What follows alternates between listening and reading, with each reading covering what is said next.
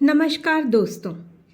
इस दुनिया में बीते कुछ दशकों से बहुत तेजी से बदलाव हुआ है। पहले जहां मोबाइल कंप्यूटर का नाम भी नहीं सुनते थे, वहां आजकल छोटे छोटे बच्चे भी बड़ी ही सहजता से उनका उपयोग करते हैं।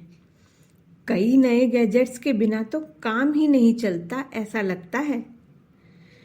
पर जहां बदलाव की बहुत आवश्यकता है, वहाँ यह उतनी तेजी से नहीं हो रहा, बल्कि कई बार तो ऐसा लगता है कि यह उल्टी दिशा में हो रहा है।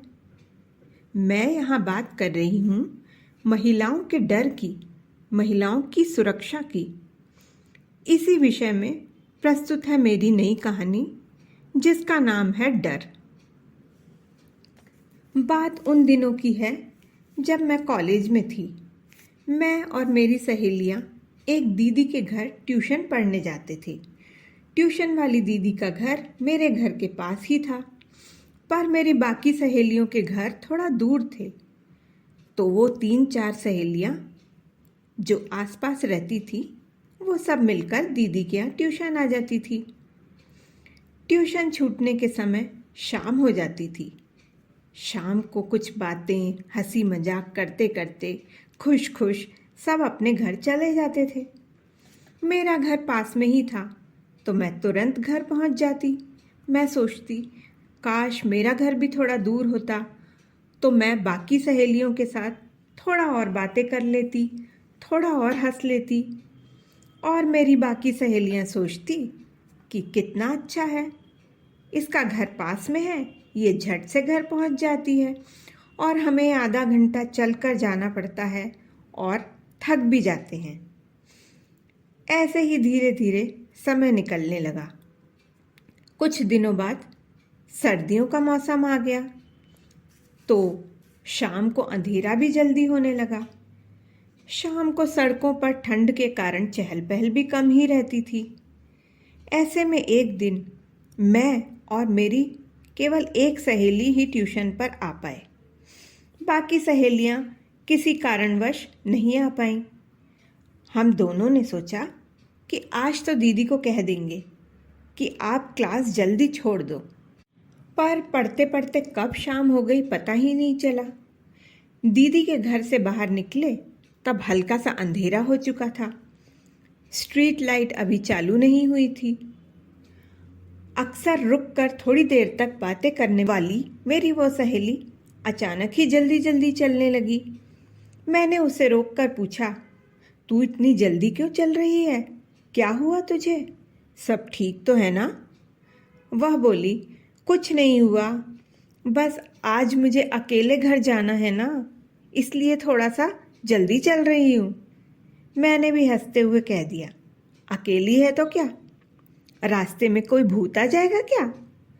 उसने भी अपने डर और हंसी के मिश्रित भाव चेहरे पर लाकर कहा, अरे भूत आ जाएगा तो अपनी आंखें बंद कर लूँगी, पर कोई आदमी आ जाएगा तो क्या करूँगी? और हंसते हुए तेजी से जाने लगी। उसकी हंसी में छुपे कोई आदमी के अर्थ को सोचकर मैं चुपचाप खड़ी रह गई। अचानक ही उसकी चाल और मेरी चाल में बहुत अंतर आ गया।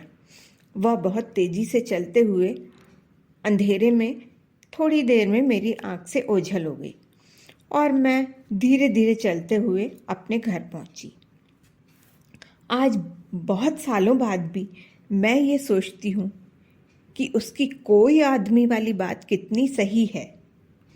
कोई आदमी जब किसी का पति, पिता या भाई होता है, तब वह अपने घर की महिलाओं की सुरक्षा के लिए चिंतित रहता है, पर यही कोई आदमी कई बार दूसरों की बहन बेटियों के लिए असुरक्षा का कारण बन जाता है या मूकदर्शक बन जाता है। यह कैसी विडंबना है। घर के सभी सदस्य, माता पिता बच्चियों को खूब आगे बढ़ते देखना चाहते हैं, पूरा सहयोग करने की भी कोशिश करते हैं। आजकल तो बहुत से माता पिता आत्मरक्षा की ट्रेनिंग भी दिलवा देते हैं। कहने को तो दुनिया चारों ओर से तरक्की कर रही है। आज की महिलाएं भी फाइटर प्लेन उड़ा रही हैं, सेना में भर्ती हो रही हैं, पुरुषों के वर्चस्व वाले क्षेत्रों में जा रही हैं। लेकिन उतनी ही तेजी से महिलाओं के प्रति अपराध भी बढ़ते जा रहे हैं। बहुत सी महिलाओं को अभी भी रोज ही घर बाहर कई प्रकार की परेशानियां सिर्फ महिला होने के कारण झेलनी पड़ती है। बेटी के देर से घर आने पर सबसे पहले माँ को उसकी सुरक्षा का ही ख्याल आता है। वह यह नहीं सोच पाती कि चलो दिन भर की भागदौड़ के बाद शायद दोस्तों के साथ कुछ पल सुकून से बैठी होगी। आज भी इसी कोई आदमी के कारण महिलाओं और बच्चियों की प्रगति रुकी हुई है, क्योंकि उनकी सुरक्षा का सवाल है। सच में समाज में सही प्रगति तो महिलाओं की सुरक्षा से ही आएगी। दोस्तों, मेरी कहानी में कही हुई बातें अच्छी लगी हों तो लाइक और शेयर कीजिए और मेरे चैनल को सब्सक्राइब करिए। धन्यवाद।